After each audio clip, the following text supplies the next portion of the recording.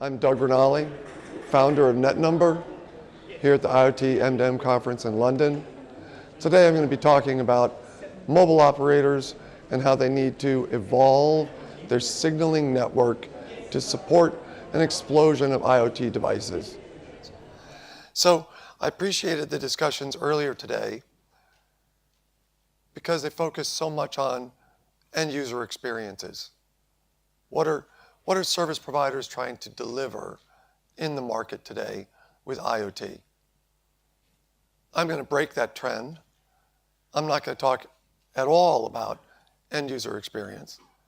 I'm going to talk about some really messy complexity that sits behind the scenes in service provider networks that happens to be impacted significantly by IoT and other trends that we see in the industry today.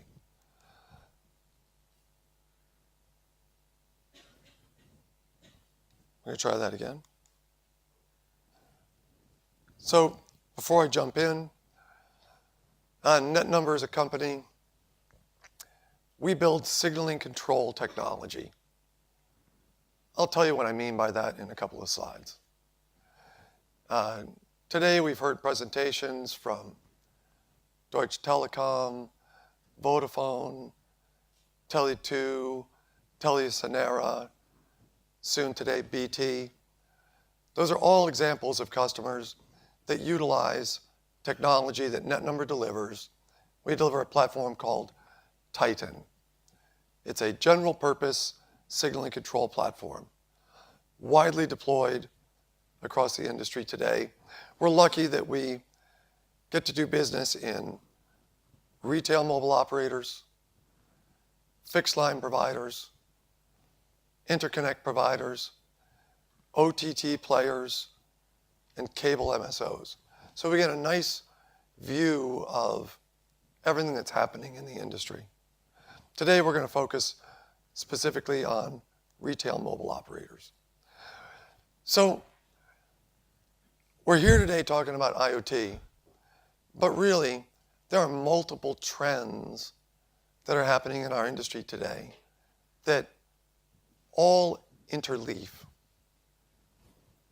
NFV, SDN, IoT itself, 5G, mobile edge computing.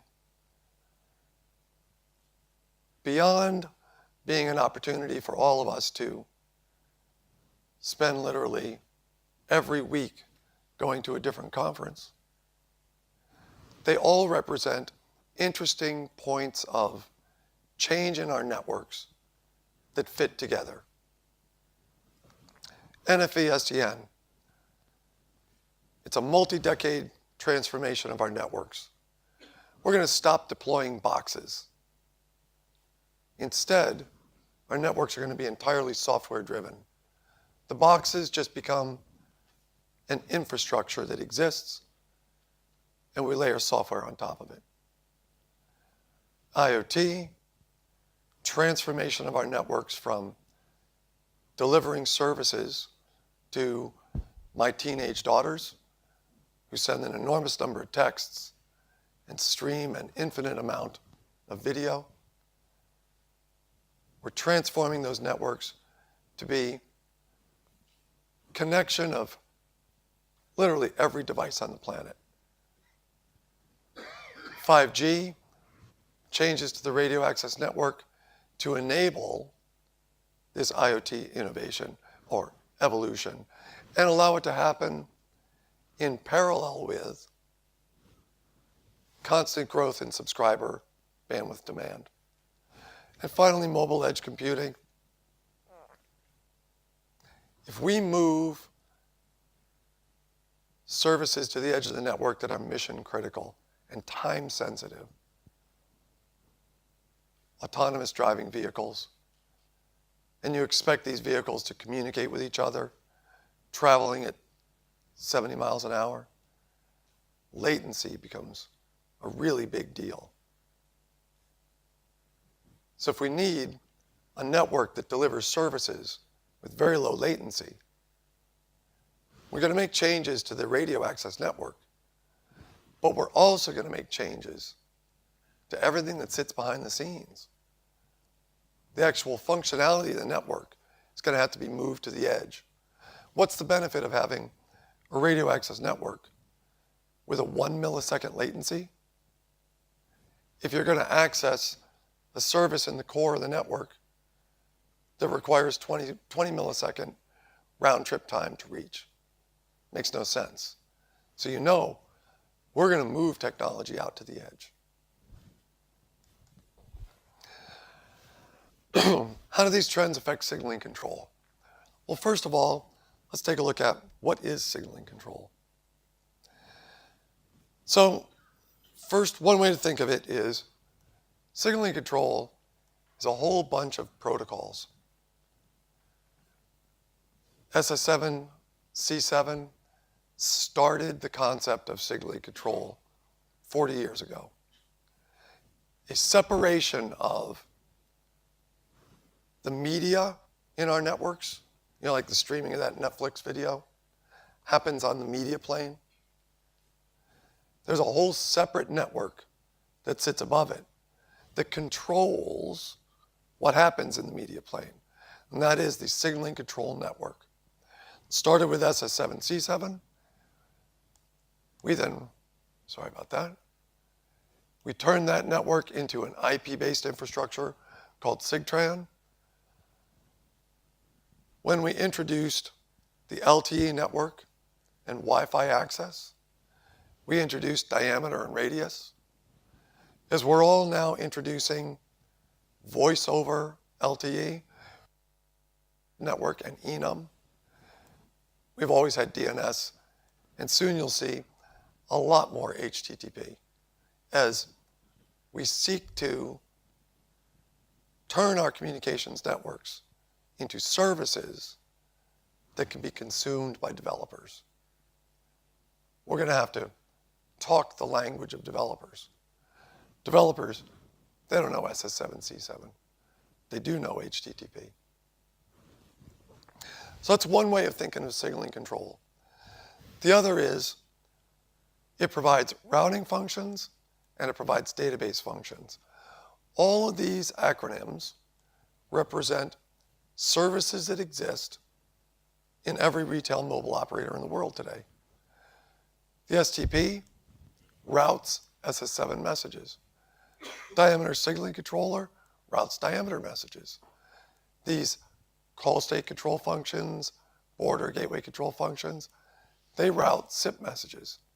Signaling firewall protects all of them. So signaling control routes messages, and it answers questions. The HSS HLR, they answer a question, what services have you signed up for? The AUC and Subscriber Data Management Database answer questions like, do I know this endpoint? Is it allowed to connect to the network? Now, what does this all look like in an architecture? What it looks like is something really complicated. In the upper right is the original signaling control network, the SS7 network. It was reasonably manageable.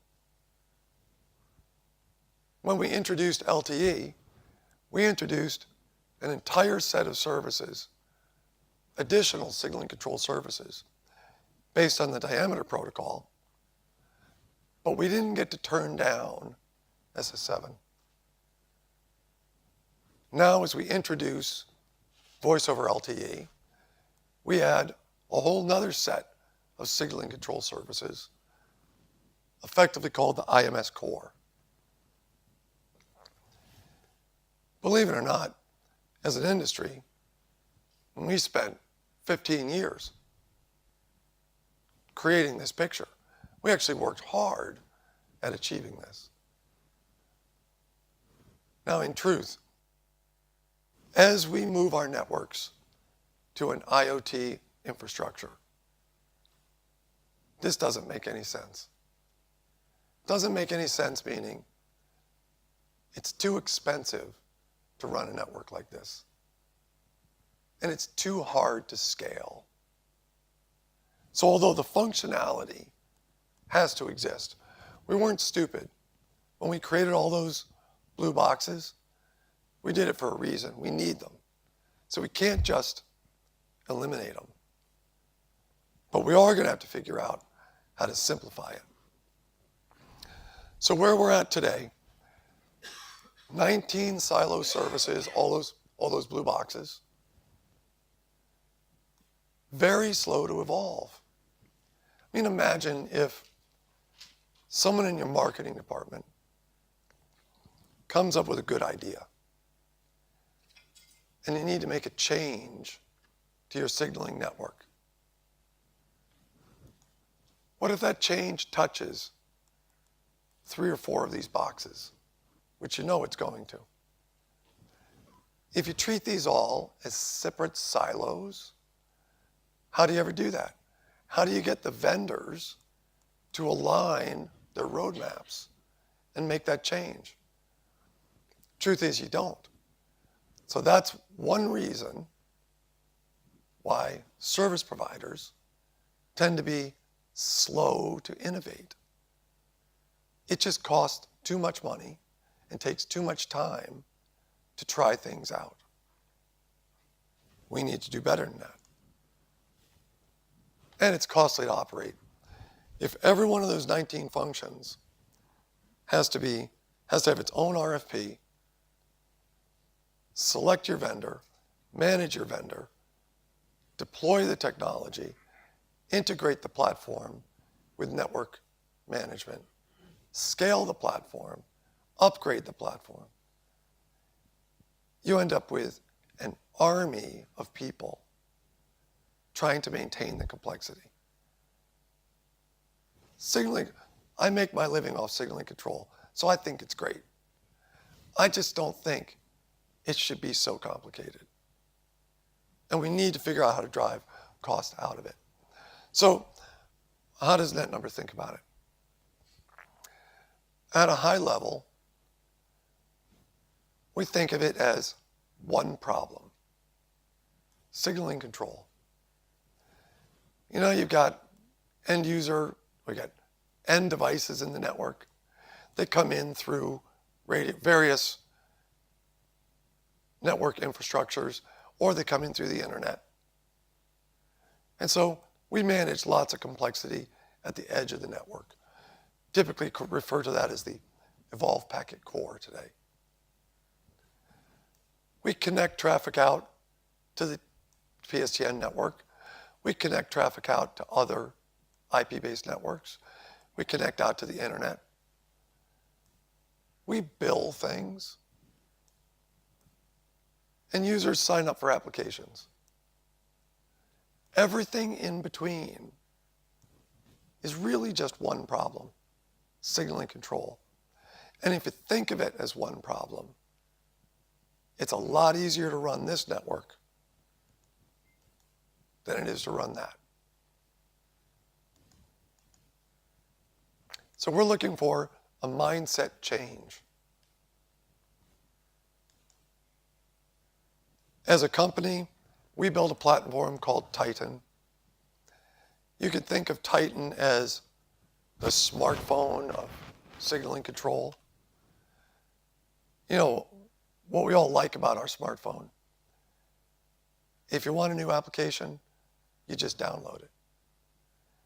You don't have to carry around 19 smartphones.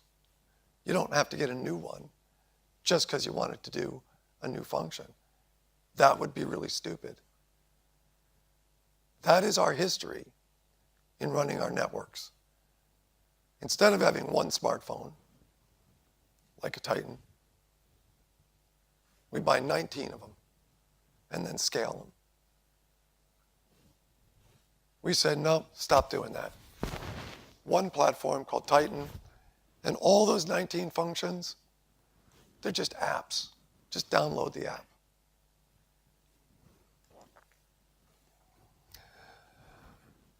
Now, couple it to high-level trends. With all these conferences that we go to, my job is to try and distill out how do these trends affect our particular area of technology, and how do we translate that into competitive advantage for our customers? So trends I see: simplicity and scalability. If we're going to keep going down the IoT path, we just have to drive cost and complexity out of the network. Every device isn't going to pay €40 a month to be connected to the network. So we just have to scale differently, and we have to change the cost structure of what we do. Secondly, we're going to move things out to the edge. So if you're going to move things out to the edge, you also need to simplify how you do it. It goes with my theory of, don't think of signal and control as 19 discrete problems. Think of it as one problem.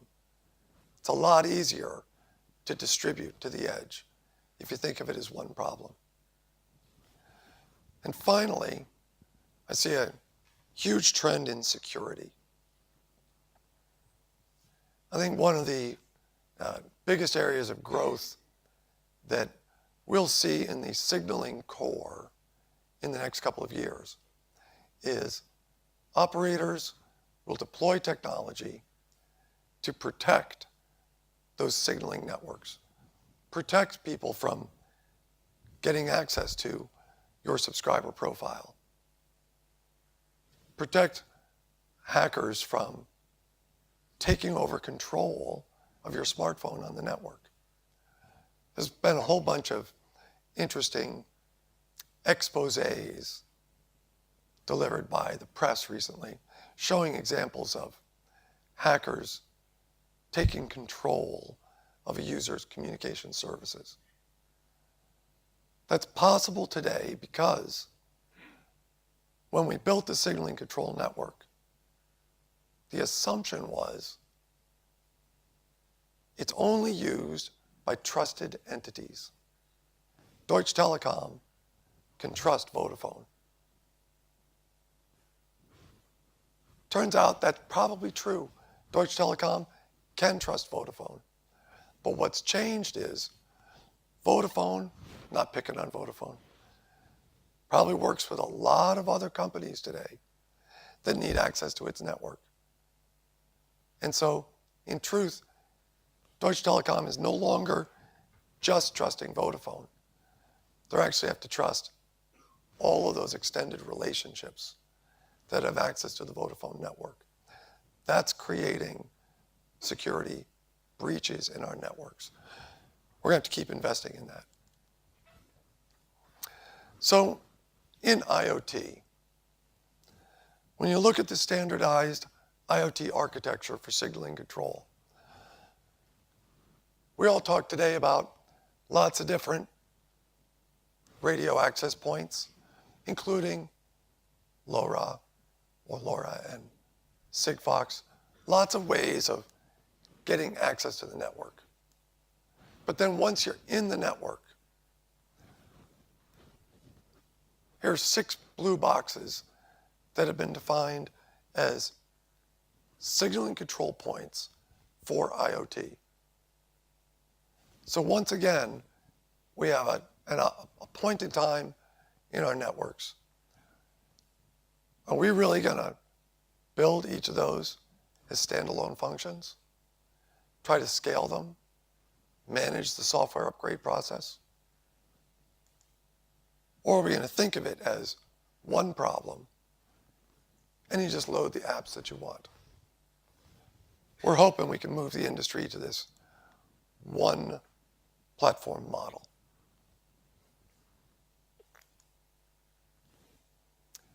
Okay, signaling control moves to the edge.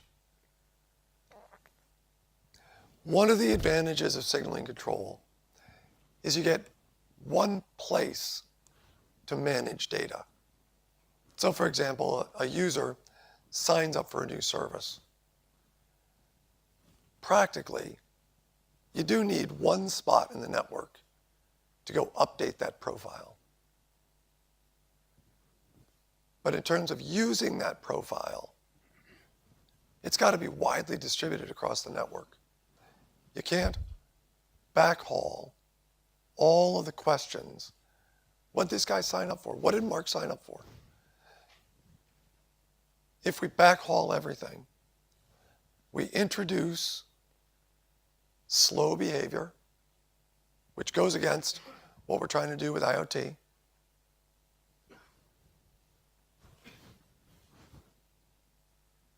And it creates cost. You actually have to backhaul all the traffic. So the mobile edge computing is about distribute the evolved packet core, distribute applications that are time sensitive. What you also have to distribute is the signaling control that supports those two investments. Security and analytics. Traffic comes in from the evolved packet core and it's looking for signaling control. We're going to see firewalls, but they're specialized firewalls. They are firewalls that operate at a much higher level in the protocol stack than what we experience with IP-based firewalls today. So IP-based firewalls continue to exist. What we're talking about are additional layers of firewall security that have to be application aware. Those are getting introduced in the signaling control layer, protecting all the different protocols that we use: SIP, SS7, diameter, HTTP, radius. One of the outcomes of that process, we capture a lot of interesting information in real time. What's happening in the network? In order to benefit from that, you need some way of analyzing it. So I look at it from my perspective as a technology builder. We build this Titan platform that does this signaling control, sits out in the network, and it's processing messages at a fantastic rate, 100,000 transactions a second, 300,000 transactions a second. Every one of those transactions can produce a summary record that could be used to understand exactly what's happening in the network. But what we see out of our customers is they don't take advantage of it. They don't take advantage of it because they haven't made a big enough investment in analytics. We'd love to see this change. We'd love to be able to take that Titan platform and stream those transaction detail records to an analytics engine. So in real time, carriers can see everything that's happening in their network. What we don't see, though, is carriers so far being willing to invest enough there. They have the skills. If you look into their IT departments, there's quite a bit of knowledge about how to do this. What seems to be lacking is the willingness to think of analytics as one problem that gets fed from many sources. Interestingly, as a vendor, we get asked to bring our own reporting functionality to the Titan platform. Typically, the request is, I want you to give me this reporting capability, but I don't want to pay anything for it. I just think of it as some basic function that I need for free. I think that's a mistake. I think that's way underestimating the power of this real-time data by dumbing it down to some free reports. So I'd love to see, this is my sales pitch for, we don't sell an analytics platform. I'd love to see carriers start to invest more in this. Couple of key takeaway messages. Change is driven by these industry trends. Signaling control is going to migrate all to software. Those 19 functions today, they're all hardware. You can go look at them. You can find your physical STP boxes, your HLR boxes, your diameter signaling control boxes. All those boxes are going to go away. Now it's going to take 10 years. Rational reason, you own the boxes, so you don't want to throw them out. You have to stretch that investment as long as you can. But every investment that's being made today should definitely be made as a software investment. We need to stop shipping boxes. Signaling control will move to the edge of the network. We talked about this. If you need low latency, you can't backhaul to the core of the network. And finally, signaling security is going to become a big deal, and it's going to get bigger. With any luck, industry's been working hard on this. I know the GSMA has been doing a great job in their fraud and security working group, trying to bring together the GSM community to understand this issue and make investments to deal with it. I think that work is going to bear fruit for everybody.